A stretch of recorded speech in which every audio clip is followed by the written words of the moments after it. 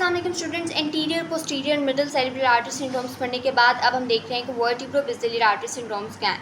आपको याद होगा मैंने आपको बताया था कि आपकी दो वर्टिब्रल आर्टरीज होती हैं, लेफ्ट एंड राइट। दोनों वर्टिब्रल आर्टरीज C6 से ऊपर असेंड करती हैं।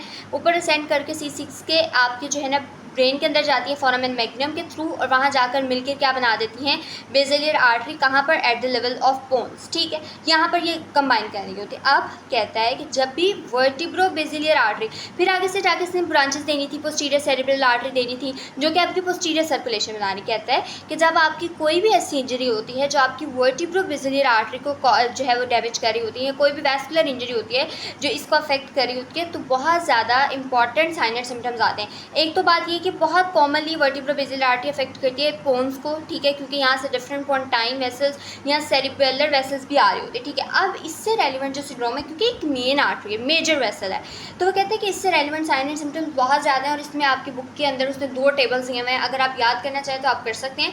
लेकिन मेनली जो इससे रेलिवेंट सिंड्रोम है हम उसकी बात करेंगे, that is locked in syndrome. ठीक है, लॉक्ड इन सिंड्रोम क्या होता है? इस तरह की कंडीशन होती है जिसमें जो पेशेंट है उसकी कंप्लीटली बॉडी पैरालाइज हो जाती है। पेशेंट आपकी बात समझ सकता है, पेशेंट आपके साथ कम्युनिकेट कर सकते हैं ओनली थ्रू आई मूवमेंट्स, और उसमें भी वर्टिकल आई मूवमेंट्स, यानी ऊपर नीचे देख के वो कम्युनिकेट कर सकते हैं। अदरवाइज उसकी पूरी बॉडी पैरालाइज होती है, कोई भी मूवमेंट वो नहीं कर पा रहा होता है। ठीक है, इसमें वो कहते हैं कि मोस्ट कॉमनली बेसिलर आर्टरी के थ्रोम्बोसिस की वजह से होता है। इसमें जो इंपॉर्टेंट साइन एंड सिम्टम्स होते हैं ना लॉक्ड इन सिंड्रोम के अंदर, लॉक्ड इन सिंड्रोम के अंदर क्वाड्रिप्लेजिया होता है, डिसआर्थरिया, डिस्फोनिया।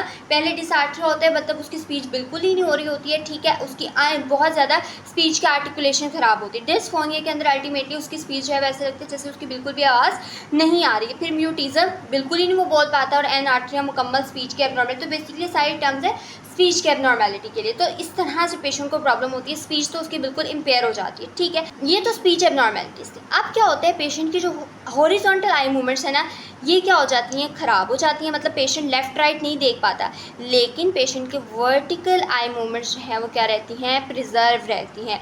इसका रीज़न थोड़ा सा कॉम्प्लेक्स है, लेकिन आपने ये बात याद रखनी है कि बोन्स और जो भी स्ट्रक्चर्स इसमें डैमेज हो रहे होते हैं ना, वो रिस्पॉन्सिबल होते हैं आपकी हॉरिजॉन्टल गेज के लिए, लेफ्ट राइट देखने के लिए वो रिस्पॉन्सिबल होते हैं। बट मिड ब्रेन ऐसा पार्ट होता है जो रिस्पॉन्सिबल होता है आपकी वर्टिकल गेज के लिए। तो वर्टिकल गेज कहीं और से आ रही होती है, हॉरिजॉन्टल कहीं और से आ रही होती है, तो वर्टिकल यहाँ पर रह जाती है, बच जाती है, वो प्रिजर्व रहती है, जबकि हॉरिजॉन्टल गेज जो है वो यहाँ पर अफेक्ट होती है। ठीक है, इसके साथ साथ जैसे मैंने आपको बताया पेशेंट को क्वाड्रिप्लेजिया होती है, यानी उसके चारों लिम्स कम्प्लीटली पैरालाइज हो जाते हैं। ठीक है, ये चीज़ है। लेकिन पेशेंट आपकी हर बात समझ सकता है, लेकिन वो मूव नहीं कर सकता और ना ही वो कुछ बोल सकता है। ठीक है, इसमें पेशेंट के साथ कम्युनिकेट करने का एक ही तरीका होता है, वो ये होता है कि आप पेशेंट को कहते हैं कि मैं कोई बात करूँगा, अगर आपको फीलिंग आ रही है तो आपने ऊपर नीचे देखना है। ठीक है, यू विल लुक अप और यू विल लुक डाउन। ठीक है, ये इस तरह से कह सकते हैं। आप ब्लिंकिंग भी समटाइम्स पेशेंट की प्रिजर्व होती है, तो हम पेशेंट को ब्लिंक करने के लिए भी कह सकते हैं कि ब्लिंक 1 टाइम और ब्लिंक 2 टाइम्स, ताकि हमें जो है ना वो उसकी बात का अंदाज़ा हो जाए। ठीक हो गया।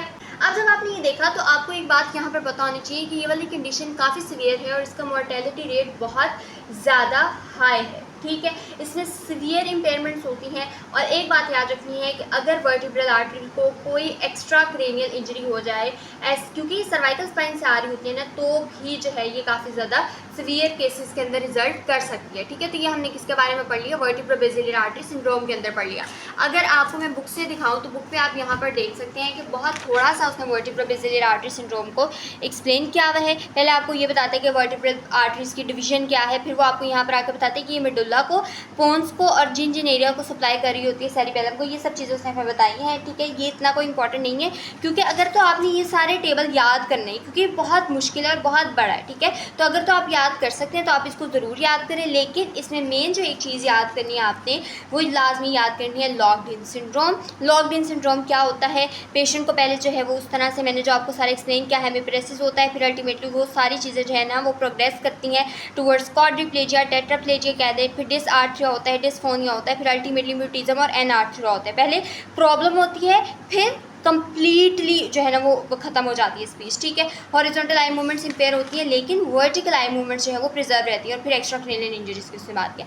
सो this is all about vertebrobasilar artery syndrome. In the next part we will learning about the important impairments that are seen in the patient of stroke. Thank you so much.